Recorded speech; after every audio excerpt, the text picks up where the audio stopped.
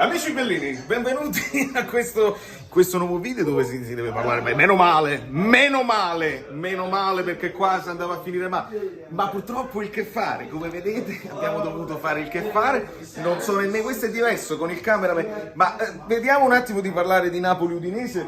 Come vedete nel primo tempo Spalletti ha deciso di confermare il 4-3-3 ed è chiaro che non andava bene, probabilmente era un'altra partita, non era quella che dovevamo fare, perché il Verona è una cosa, i difensori ragazzi non l'ho vista, non vi posso parlare tatticamente di questa cosa qua, solamente che mentre suonavamo ogni tanto le notifiche, il canale Telegram che non trovate sotto in descrizione perché non posso mettere così.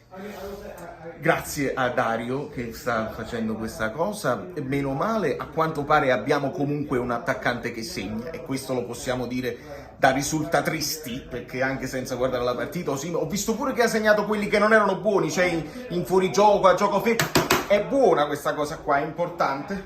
Mertens poi è entrato nel secondo tempo, io me la rivedrò. Sapete che me la rivedrò, domani andiamo live, analisi non lo so, perché dove dobbiamo andare? Long Island. Long Island, quindi praticamente da New York, che non è da New York, perché siamo in Connecticut praticamente dove una cosa, poi dobbiamo andare a Long Island, e quindi praticamente nel momento in cui si deve fare il che fare, da New York quasi, in mezzo, tra New York, Long Island, New Jersey e Connecticut, è tutto aereo fluido e ne parliamo domani, non penso che sia...